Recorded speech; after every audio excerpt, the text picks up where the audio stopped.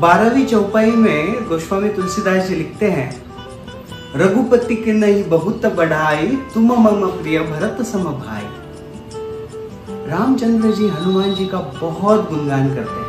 एक बार जब हेमा का विवाह होने वाला था, हेमा जो प्रभु रामचंद्र जी की पौत्री और कुश की बेटी है, तो उसका जब विवाह होने जा रहा था तब अवंती देश के राजकुमार चित्रांगद, जो राजा उग्रबाहु के पुत्र थे, वो चित्रांगद वहां पर आए और उन्होंने हेमा का अपहरण कर लिया। जब हेमा को लेकर वो जा रहा था तब लव उसके साथ युद्ध करने लगा, और जब वो लव के साथ युद्ध हो रहा था तो सबसे पहले चित्रांगद ने मोहनास्त्र का प्रयोग किया, जिससे सारे जो सैनिक अयोध्या के थे वो भ्रमित हो गए, मोहित हो गए, और फिर उसने वायवास्त्र डालकर लव को मूर्छित किया। और फिर हेमा को जब लेकर जा रहा था तब उसके पिता उग्रबाहु वहां पर आए और वो भी इसके इस कृत्य में साथ देने लगे।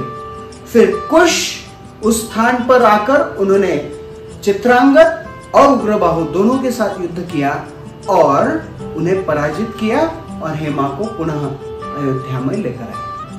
जब कुश का यह पराक्रम प्रभु रामचंद्र जी ने देखा तब उन्होंने अपने हाथ का एक कंगन निकालकर कुश को भेंट दिया। उस दिव्य कंगन की प्रभा को देखकर कुश भी अचंभित रह गया। वास्तविक रूप में यह कंगन प्रभु रामचंद्र जी को अगस्त्य ऋषि ने दिए थे।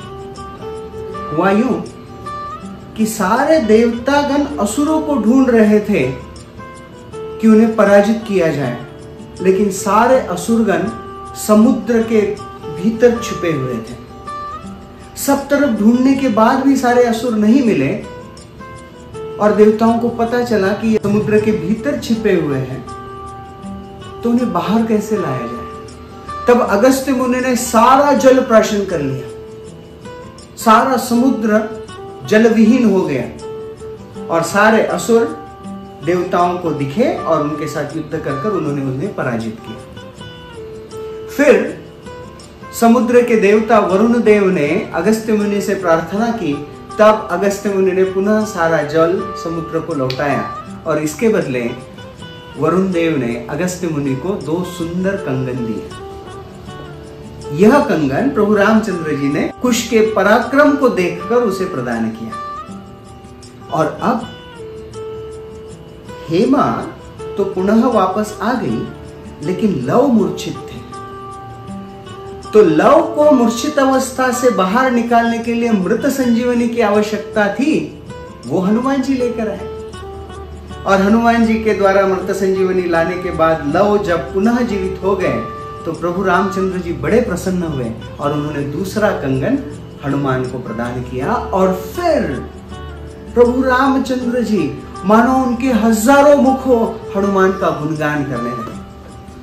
इतना गुणगान करने लगे कि सारे अयोध्या के निवासी रामचंद्र जी के द्वारा हनुमान के उस गुणगान को सुनकर रोमांच का अनुभव कर रहे हैं।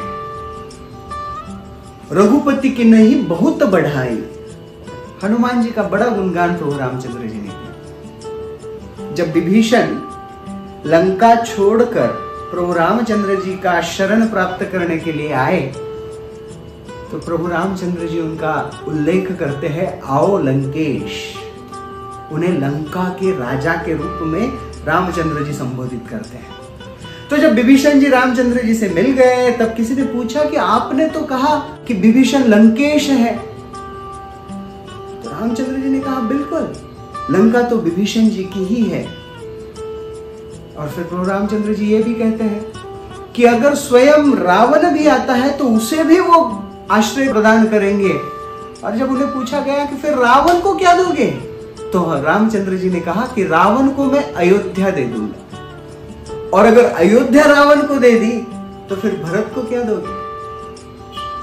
तो रामचंद्र जी कहते हैं कि भरत को मैं वैकुंठ दे दूंगा। अब कोई पूछने वाला था कि फिर हनुमान को क्या, तो हनुमान जान गए उससे पहले कि प्रभु रामचंद्र जी कुछ कहे।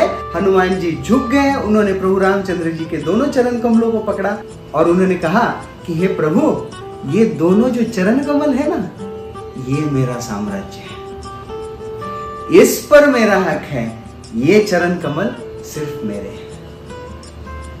ये हनुमान जी की शरणागति है। और जब इस बात को प्रभु रामचंद्र जी ने देखा, तब भी उन्होंने हनुमान जी का बड़ा गुणगान किया। प्रभु रामचंद्र जी को वास्तविक रूप में हनुमान जी का गुणगान करने में बड़ा आनंद आता है, और रामचंद्र जी का गुणगान करने में हनुमान जी को बड़ा आनंद आता है। एक बार प्रभु रामचंद्र जी ने कहा कि हनुमान, तुम मुझे लक्ष्मण से दुगने प्रिय हो। तो लक्ष्मण जी वहां पर है, हनुमान जी है।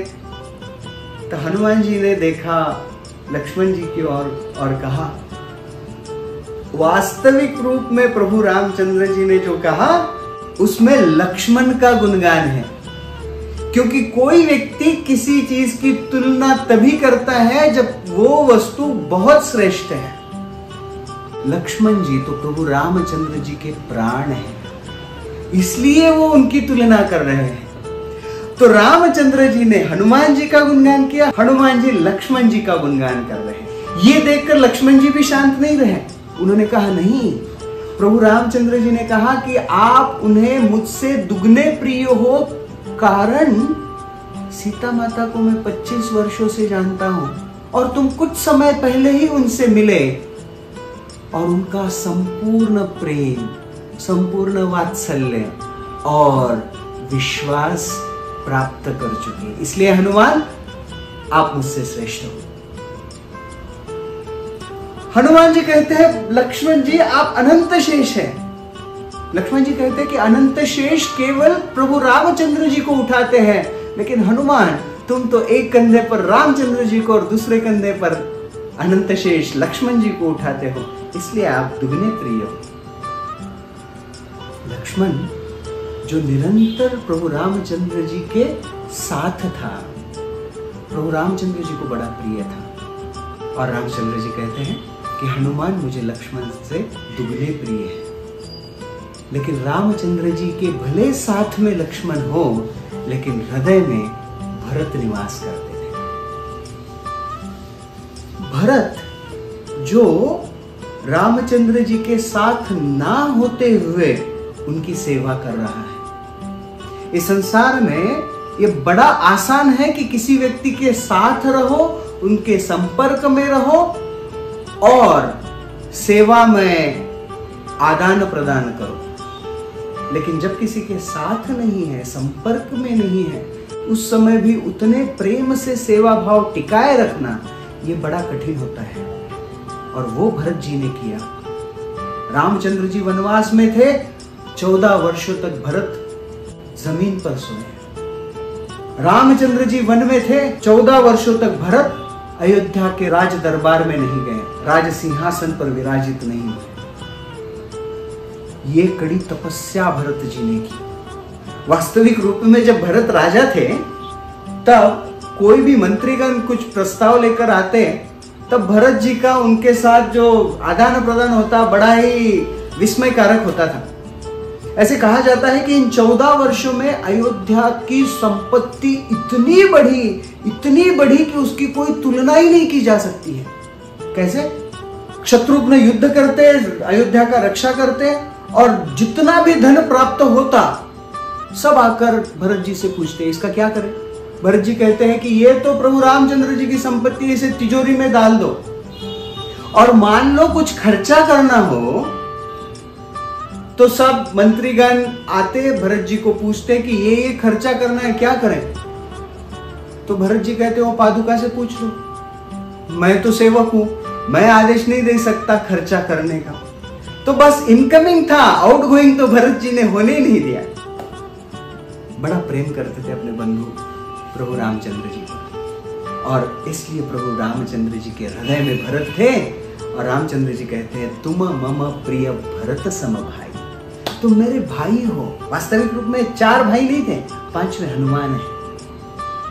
एक दिन प्रभु रामचंद्र जी, भरत, लक्ष्मण और शत्रुघ्न एक बगीचे में टहल रहे थे अयोध्या में। हनुमान जी भी उधर ही थे। तो रामचंद्र जी की जब विश्राम करने की इच्छा हुई, तो लक्ष्मण ने एक चटाई डाली और सिरहाने बैठ गए।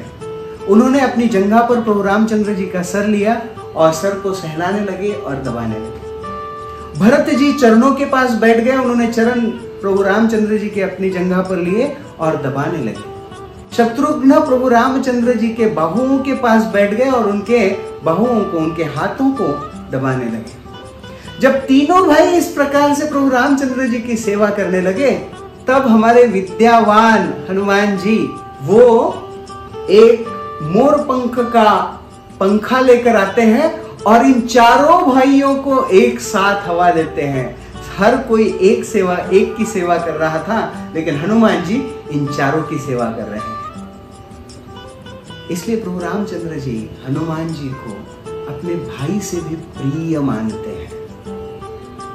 रघुपति की नहीं बहुत बढ़ाई, तुम मम प्रिय भरत सम भाई। सियावर रामचंद्र की जय, पवन सुत हनुमान की जय।